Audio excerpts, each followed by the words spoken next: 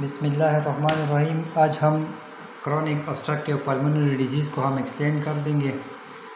यानी इससे पहले हमने एक्यूट और क्रॉनिक को समझाना है कि एक्यूट डिसऑर्डर क्या है और क्रॉनिक क्या है। अब एक्यूट डिसऑर्डर वो होता है यानी सडनली जब उसकी जेनेसिस डेवलप हो जाए। Acute illness generally develop suddenly and last for a short time. ये सडनली उसकी जेनेसिस होती है, डेवलप होती है, तो ये शॉर्ट टर्म के लिए होती है।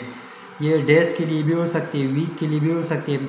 अब क्रॉनिक क्या होता है? क्रॉनिक ये लॉन्ग टर्म है।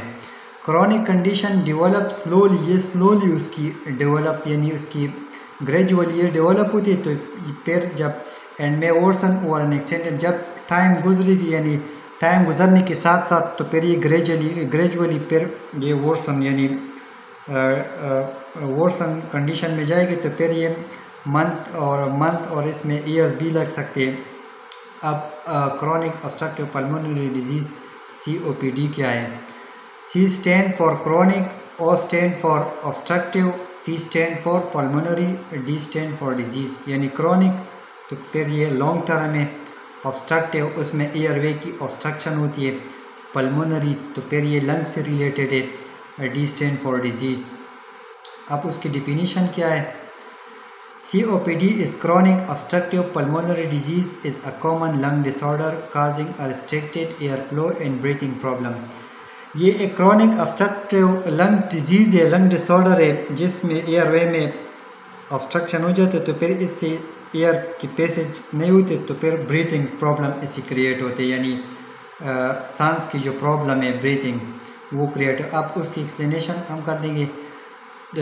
COPD इज़ इरिवर्सिबल, यानी ये एक इरिवर्सिबल कंडीशन है। इसमें जब एल्वेलाई के डैमेज होती है यानी एल्वेलाई रप्चर होते हैं तो फिर उसकी रिकवरी तो नहीं होती। तो एंड प्रोग्रेसिव डिजीज़, अगर एल्वेलाई में इन्फेक्शन हो जाए पहले से तो फिर धीरे धीरे यानी ग्रेजुअली तो फिर वो दिन ब दिन वो वर्स कंडीशन में जाएगी। तो इसलिए ये प्रोग्रेसिव डिजीज़ भी है। इसमें बेसिकली एम्फीसीमा और क्रॉनिक ब्रोंकाइटिस, ये एयरवे की ब्लॉकेज है। ये एम्फीसीमा, इसमें एल्वेलाई रप्चर होते हैं। अब एम्फीसीमा यानी एम्फीसीमा ये क्या होता है? Emphysema is a lung condition that cause shortness of breath, यानी ये एक लंग डिसऑर्डर है।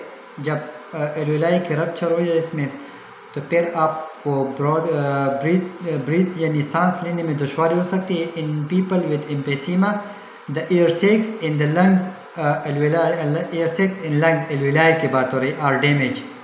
जैसे कि ये लंग्स है, ये एयरवे है सारे, यानी ये हमारे साथ नेजल कैविटी, नोस्ट्रिल, ये क्या है? ये हमारे साथ नोज़ है, नोज़ के थ्रू यानी एयर या एयर माउथ के थ्रू। फिर इधर पे ये नोस्ट्रिल यानी पेरिंग्स, लेरिंग्स, यानी इधर पे पेरिंग्स, फिर लेरिंग्स, फिर ट्रीका के थ्रू जब लंग्स में एयर आ जाए इधर। फिर इधर पे गैसियस एक्सचेंज होती है, यानी ऑक्सीजन की एंट्रेंस होती है और कार्बन डाइऑक्साइड की एग्जिट होती है। अगर ये एल्वेलाई नॉर्मल कंडीशन में हो, जैसा कि ये रप्चर नहीं है, ये नॉर्मल कंडीशन है इसकी। अब अगर इस एल्वेलाई में म्यूकस ट्रैप यानी म्यूकस के ट्रैपनेस की वजह से उसके डायमीटर ये नॉर्मल है, जैसे कि इससे एयर पास होते हैं नॉर्मली। अब अगर इसमें इस तरीके से म्यूकस ट्रैप हो जाए तो फिर उसकी जो डायमीटर है यानी रेडियस तो कम होगी। तो फिर इससे सही तरह यानी नैरो एयर ट्यूब से कैसे, तो फिर इससे एयर जो पास होगी वो कम एयर पास होगी इस तरीके से। तो ये कंडीशन इसमें प्रोड्यूस होती है। ये एयरवे की रप्चर है, ये नॉर्मल एल्वेलाई इस तरह होती है। जब इसके ये वाल रप्चर हो जाए इस तरीके से, ये एक एल्वेलाई और दूसरे एल्वेलाई, दोनों की वाल अगर रप्चर हो जाए तो फिर इसमें स्पेस प्रोड्यूस होती है। यानी पहले ये टेनी एयर स्पेस थे, अब ये लार्ज एयर स्पेस में इसमें प्रोड्यूस, तो फिर इसमें गैसियस एक्सचेंज सही नहीं होती।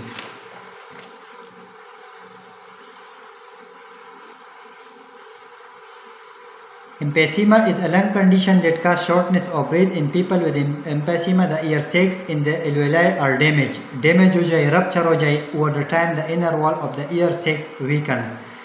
क्योंकि ये क्रॉनिक कंडीशन है, जब टाइम गुजरेगी तो अलवेलाई का जो वाल है वो वीक यानी कमज़ोर होता जाएगा। फिर जब इसमें इलास्टिसिटी ख़त्म हो जाती है क्योंकि ये रिकॉइलिंग करते हैं, जब इसमें एयर जाते हैं तो फिर ये एक्सपेंड होते हैं, जब ये एयर को बाहर एग्जिट करते तो फिर ये कम रिलैक्स होते हैं। इस तरीके से जब इसकी इलास्टिसिटी जब ये लूज़ कर दे डिजीज़ कंडीशन से तो फिर ये रप्चर हो जाते हैं, इसमें ये स्पेस प्रोड्यूस होते हैं creating a larger air spaces instead of small one. फिर इस तरीके से ये स्मॉल स्पेस है, इस जब ये रप्चर हो जाए तो फिर ये लार्ज स्पेस इसमें प्रोड्यूस होती है। तो इस तरीके से फिर ये वर्स कंडीशन में जाती है। अब जब ये स्पेस लार्ज हो जाए this reduce the surface area of the lungs, फिर लंग्स की सरफेस एरिया को ये रिड्यूस कर देते हैं। ये उस सरफेस एरिया की बात हो रही जिधर पे गैसेस एक्सचेंज होते हैं, गैसेस की एक्सचेंज यानी ऑक्सीजन और कार्बन डाइऑक्साइड के बाद पार्शियल प्रेशर के थ्रू, जो हमने प्रीवियस लेक्चर में एक्सप्लेन किया रेस्पिरेटरी साइकिल में। अब उसकी कॉजेज़ क्या है? एम्फीसीमा यूजुअली ये लॉन्ग टर्म जब आपको एक्सपोजर हो जाए इरिटेंट को यानी एटमॉस्फेरिक में जो जो आपके लंग को डैमेज कर देते हैं, this cause the emphysema usually long term exposure to irritant the damage your lung and airways. अब यूएस की जो रिकॉर्ड है उसमें सिगरेट स्मोकिंग जो सबसे मेन काज है वो सिगरेट है, पाइप है, सिगार उसमें आता है, और टाइप्स के जो पोल्यूशन में भी हो सकते हैं। इसमें smoke can also cause emphysema when you inhale them, जब आप उसको इनहेल कर देते हैं यानी एयरवेज के थ्रू जब आपकी लंग्स में जाए। Second hand smoke, air pollution, chemical fume, ये इसमें आते हैं। अब उसमें एक जेनेटिक फैक्टर आता है, ये बहुत इंपॉर्टेंट है जेनेटिक फैक्टर। जेनेटिक कंडीशन ये है जब इसमें अल्फा 1 एंटीट्रिप्सिन ये एक प्रोटीन है, जब इसकी डिफिशियंसी हो जाए तो फिर इससे भी बॉडी में एम्फीसीमा कंडीशन होती है। अब अल्फा 1 एंटीट्रिप्सिन ये क्या है? ये एक प्रोटीन है जो लंग्स में प्रोड्यूस होती है। अब अगर आपकी बॉडी इसकी प्रोडक्शन सही तरह से नहीं हो रही है, जब एयर में यानी एटमॉस्फेयर में अगर ये पोल्यूटेंट प्रेजेंट हो, जब इसकी इनहेल हो जाए तो फिर ये आपको लंग्स को डैमेज कर देती है। If the alpha 1 antitrypsin protein are not in the right shape, अगर ये अल्फा 1 एंटीट्रिप्सिन प्रोटीन की शेप सही नहीं हो तो फिर ये लीवर सेल में ये स्टक होते हैं, तो फिर इससे भी ये कंडीशन प्रोड्यूस होती है क्योंकि फिर आपको लंग्स को नहीं जाती। ये लंग्स के प्रोटेक्टिव प्रोटीन है, लंग्स के प्रोटेक्शन कर देती है। रिस्क फैक्टर, कुछ रिस्क फैक्टर है जिससे भी ये एम्फीसीमा कंडीशन प्रोड्यूस होती है। उसमें स्मोकिंग जो है वो 75% जो स्मोकर है उसमें एम्फीसीमा के चांसेस होते हैं। एज फैक्टर है 40 से एबोव जो पीपल है उसमें भी चांसेस होते हैं। जेनेटिक फैक्टर तो हमने एक्सप्लेन किया। अब एक आदि स्मोकर है उसको भी अगर इसकी फैमिली में ये हिस्ट्री हो तो फिर उसमें भी ये चांसेस होते हैं कि उसमें एम्फीसीमा कंडीशन प्रोड्यूस होते हैं। अब उसके सिम्टम क्या है? सिम्टम तो ये पहले से शो नहीं होते यानी अपेयर नहीं होते। At first you may have no symptom, only mild symptom. कुछ सिम्टम तो जब डिजीज़ ग्रेजुअली इम्प्रूव है तो फिर सिम्टम अपेयर होते हैं। उसमें फ्रीक्वेंट कपिंग और स्वीजिंग यानी कान से आती है, कप में म्यूकस आती है, lot mucus, shortness of breath होते हैं, स्पेशली फिजिकल एक्टिविटी जब एक्सरसाइज वगैरह करते हैं। जब आप सांस लेते हैं तो उसमें रिजलिंग साउंड प्रोड्यूस होती है। यू विल फील टाइटनेस, आप अपने चेस्ट में टाइटनेस फील कर देते हैं। उसके ट्रीटमेंट क्या है? उसकी कुछ प्रॉपर ट्रीटमेंट नहीं, उसके आप इस तरह ट्रीटमेंट करते हैं जो उसके सिम्टम है वो आप प्रोड्यूस कर सकते हैं। There is no treatment for emphysema. However, treatment can help symptom slow the progress of the disease and improve to stay active. उसमें लाइफस्टाइल को आप चेंज कर, जैसे कि क्विटिंग और स्मोकिंग यानी सिगरेट को आप छोड़ दें, या आप हेल्थ केयर प्रोवाइडर से डिसीजन लेते हैं कि आप किस तरह ईटिंग प्लान को चेंज कर देते जो आपके न्यूट्रिशनल नीड को पूरा करे।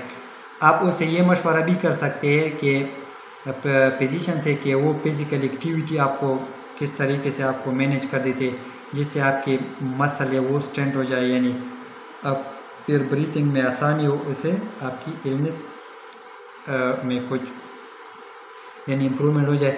उसके मेडिसन की बात करें, मेडिसन में हम ज़्यादातर ब्रोंकोडायलेटर को प्रिस्क्राइब करते हैं, उसमें हम स्टेरॉयड भी प्रिस्क्राइब करते, तो फिर वो इन्फ्लेमेशन की यानी bronchodilator which will relax the muscle cell around your airways, यानी एयरवेज के इर्द गिर्द जो मसल होते हैं उसको, यानी क्योंकि इस डिजीज़ से तो मसल टाइट होते हैं, स्ट्रेंथन होते हैं, इसलिए तो फिर एयरवेज की जो डायमीटर है, एयरवेज की जो डायमीटर है फिर वो यानी इस तरीके से अगर ये एयरवेज है तो फिर इससे एयर पास होगी, ये नॉर्मल कंडीशन में, ये नॉर्मल। अगर इसके इर्द गिर्द जो मसल है ये टाइट हो जाए तो फिर इस पर प्रेशर अप्लाई कर देते हैं, जिससे आपकी एयरवेज के डायमीटर यानी रेडियस वो कम होते, तो फिर इससे एयर कैसे पास होगी, यानी आपको सांस लेने में दुश्वारी होगी। इसलिए हम उसको ब्रोंकोडायलेटर देते हैं ताकि ये मसल रिलैक्स आ जाए, इस पर प्रेशर ना डाले, तो फिर आपकी जो एयरवेज है वो ओपन रहेगी, तो फिर आप इससे गैसियस एक्सचेंज आपकी सही हुई, यानी ऑक्सीजन बाहर जाएगी और ऑक्सीजन की एंट्रेंस होगी और कार्बन डाइऑक्साइड की एग्जिट होगी। इन मोर सीवियर केसेस इनहेलर में आल्सो कंटेन स्टीरॉयड, उसमें हम स्टीरॉयड भी डालते हैं जो आपकी इन्फ्लेमेशन को कम कर दें। तो फिर इससे हम इसमें वैक्सीन भी हम कर देते हैं, यानी वैक्सीन फॉर फ्लू, यानी आपको फ्लू से बचाने के लिए, क्योंकि एम्फीसीमा में अगर ये कंडीशन निमोनिया ये कंडीशन प्रोजेनिस हो जाए इसकी, तो फिर आपके लिए और भी हाई रिस्क कंडीशन प्रोड्यूस होती, उसमें ऑक्सीजन थेरेपी कर देते हैं, क्योंकि एम्फीसीमा कंडीशन में ऑक्सीजन की जो लेवल है वो लो होती है ब्लड स्ट्रीम में, तो फिर वो ऑक्सीजन की जो डिमांड है वो कम होती है, जो डिमांड ज़्यादा होती है और उसकी यानी आप उसको पूरा नहीं कर सकते, तो फिर इसलिए हम ऑक्सीजन थेरेपी करते हैं। So oxygen therapy can help you breathe better, तो फिर उससे आप सांस लेने में आपको आसानी होगी।